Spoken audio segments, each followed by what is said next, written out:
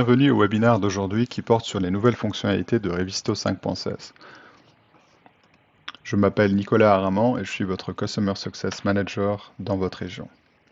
Une petite précision, vous n'êtes pas obligé de passer directement à la version 5.16, vous pouvez en parler à votre équipe de projet avant d'effectuer la mise à jour.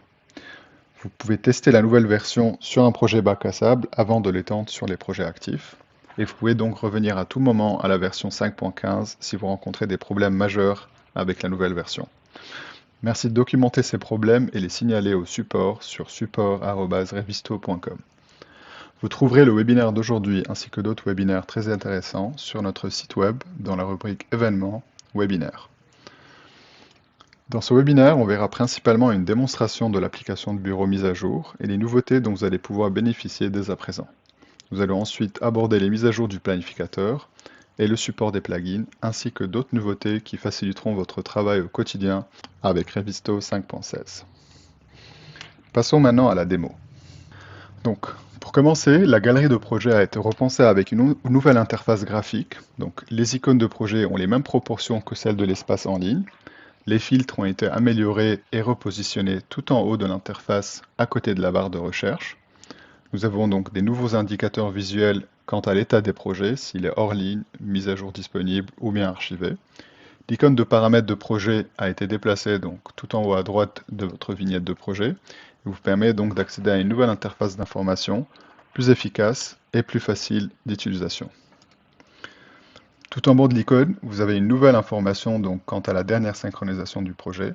Et finalement, vous avez donc l'information par rapport au type de stockage, soit sur le cloud, soit en local, soit partagé. Donc, tout est donc plus clair et plus accessible au niveau de la galerie, et je peux maintenant cliquer une seule fois pour accéder à mon projet. Donc, les premières améliorations qu'on verra ensemble au niveau des préférences, nous avons donc une nouvelle interface qui a été retravaillée pour plus de clarté. Les paramètres sont plus ou moins pareils, mais ils sont maintenant regroupés par thème. Donc si vous ne retrouvez pas les paramètres, ils sont certainement dans une autre position. On a donc une nouvelle façon de voir les choses. On n'a plus cette transparence, mais on a maintenant le modèle côte à côte avec notre interface. Et on peut également donc changer le graphisme, par exemple, et donc voir en temps réel nos modifications. Je peux donc changer mon arrière-plan et décider ce qui m'arrange le mieux. Une deuxième amélioration qui a été demandée par beaucoup de nos clients, c'est le fait d'avoir donc un tri naturel dans notre arborescence et notre chargement de modèles. Donc maintenant, les modèles ne sont plus triés de façon historique, donc non pas par rapport à la date de chargement, mais par rapport donc à la nomenclature et à un tri donc alphanumérique. Ça vous permet donc, si vous avez une convention de nommage, de retrouver plus facilement vos modèles. Donc ceci s'applique également à l'arborescence d'objets, mais également donc dans la gestion des modèles, vous avez ce même tri donc alphanumérique qui s'applique désormais. Un autre changement que nous avons fait dans cette version est sur la fonction partagée. Donc la fonction vous renvoie désormais à l'espace de travail en ligne pour maintenir la gestion donc du projet exclusivement en ligne et centraliser les fonctionnalités administrateurs.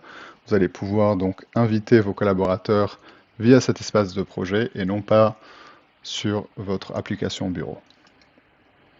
Passons maintenant à l'espace 2D. Donc l'espace 2D a été repensé dans son entièreté. Nous avons une nouvelle interface graphique plus moderne et plus en harmonie avec le reste du produit. Nous avons les filtres qui sont maintenant tout en haut de l'interface. On peut ajouter des filtres si on souhaite chercher nos documents. Et nous avons donc les fonctionnalités d'import-export qui sont maintenant à notre gauche de l'interface. On peut ajouter un dossier de la sorte. Je peux également donc afficher ou désafficher mon arborescence de dossier.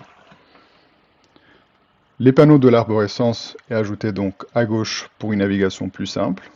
Et je peux donc avoir accès en un seul clic à tous les textes qui sont donc bleutés. J'ai également la fonctionnalité donc clic droit qui me permet d'avoir un menu contextuel pour avoir donc des actions que je pourrais effectuer. Je peux donc exporter en format PDF, créer un nouveau dossier par exemple, déplacer ou bien même supprimer. Cette fonction s'applique également au niveau de mes documents. Donc je peux affecter les mêmes actions au niveau de mes documents. Et je peux donc également avoir donc la possibilité de déplacer un document vers un dossier simplement en glissant mon document vers le dossier souhaité. Il est maintenant également possible de rechercher au niveau donc du dossier sélectionné. Pour plus de précision, si je souhaite chercher un document dans mes pièces graphiques CVC, je peux venir chercher dans ma barre de recherche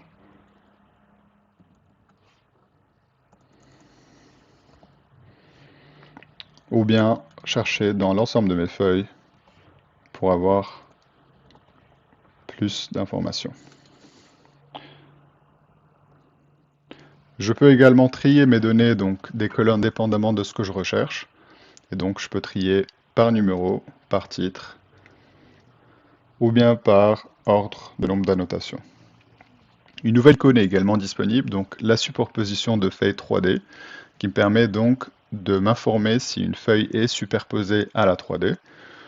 Donc l'icône doublée, elle, m'indique qu'il y a donc plusieurs superpositions sur ma feuille, et donc me renvoie à ma feuille avec les différentes superpositions qui existent déjà. Sinon, la simple icône me permet donc de me téléporter directement à ma 3D et de superposer ma 2D sur ma géométrie 3D.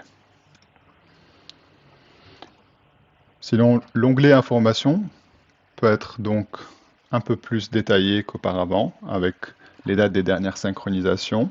Je peux également tout copier et l'utiliser pour communiquer en interne. J'ai également donc l'onglet Version qui me permet donc de passer d'une version à une autre, dépendamment de mes besoins. Et puis, pour finir, nous avons amélioré la performance de calcul des feuilles pour une lecture plus rapide et une meilleure résolution graphique si vos feuilles sont lourdes. Passons maintenant à l'espace 3D. Donc, une des premières fonctionnalités qu'on va voir ensemble aujourd'hui, c'est donc la fonctionnalité division de feuilles 2D 3D. Vous avez donc la possibilité de sélectionner une feuille dans la galerie. Donc, admettons le premier étage. Et je peux donc naviguer sur cette feuille 2D et cliquer sur un espace pour me téléporter dans mon espace 3D. Donc c'est une fonctionnalité qui plaisait beaucoup sur notre application site et qui est maintenant disponible sur l'appli Bureau. Vous pouvez donc naviguer avec vos touches clavier et votre souris pour avoir donc une sorte de plan à votre gauche qui vous permet d'avoir un peu plus d'informations contextuelles. Donc je peux également avoir donc mes annotations en 3D et mes annotations en 2D. Je peux également ne pas les voir. Je peux passer en mode demi-teinte et donc avoir un peu plus d'informations sur ma 2D et ma 3D en temps réel. Les fonctionnalités de sélection ont été mises à jour. Donc au lieu de sélectionner mes éléments un à un, je peux maintenant créer donc un rectangle de sélection. Donc, en cliquant sur CTRL sur mon clavier, je peux donc bouger ma souris de gauche à droite. Je sélectionne donc les objets qui tombent entièrement dans mon rectangle de sélection. Ou sinon, en maintenant sur CTRL, de droite à gauche, je sélectionne tout objet qui touche à mon rectangle de sélection. Donc, je peux également avoir accès sur mon menu contextuel en clic droit et sur rectangle de sélection pour avoir un peu plus d'informations sur ces deux types de sélection.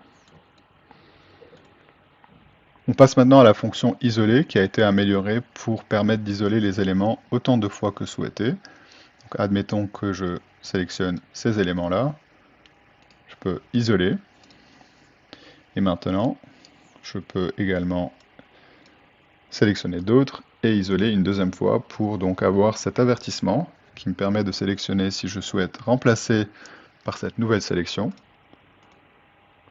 ou au contraire donc avoir des ajouts de sélection donc par la fonction combiner ou bien croiser pour vraiment intersexer ces deux sélections. Cette fonction donc de isolation a été également mise à jour dans mes ensembles de recherche. Donc je peux isoler, admettons, mes poteaux. Et je peux également donc isoler maintenant mes conduits pour avoir ce même menu contextuel qui me permet donc soit de remplacer par une nouvelle sélection, soit au contraire donc de combiner ces deux isolations autant de fois que souhaité. Je peux également donc croiser pour avoir, donc dépendamment de mes ensembles de recherche, avoir donc l'intersection de ces sélections. On passe maintenant à mon automatisation de conflits. Donc quelques petites améliorations mineures sur la première page. Donc au niveau de l'interface, je commence maintenant par sélectionner mon type de conflit avant de débuter.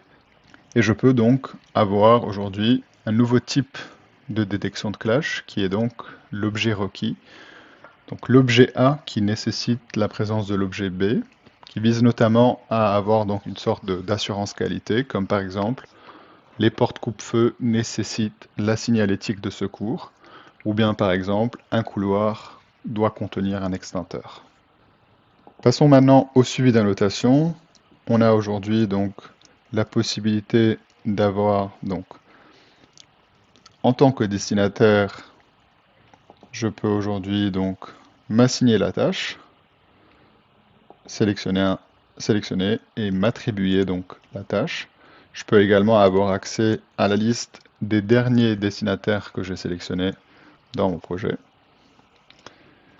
J'ai également au niveau de ma 3D la possibilité d'avoir un tampon en 3D qui est en transparence, qui me permet d'avoir donc une meilleure lisibilité du sujet en question.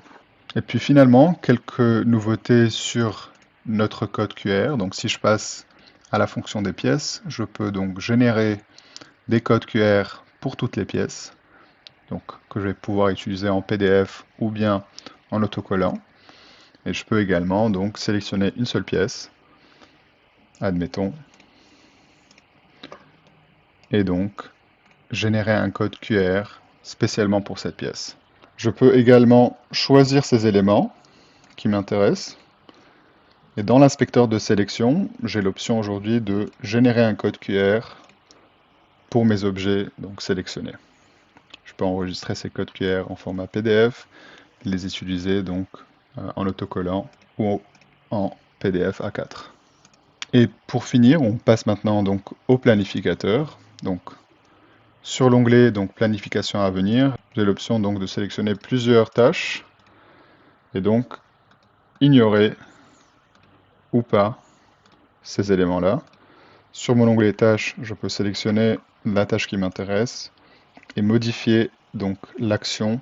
Dans mes options avancées, je peux décider ce qui se passe quand il y a un lien qui manque dans mes modèles. Je peux donc ne pas publier et définir l'état comme échec, ou bien donc sauter les liens manquants et continuer donc ma publication. Et pour finir, donc quelques informations concernant donc les supports plugins de la version 5.16 et quelques autres mises à jour mineures. Donc jusqu'à présent, on ne pouvait avoir que 3 sessions actives par utilisateur.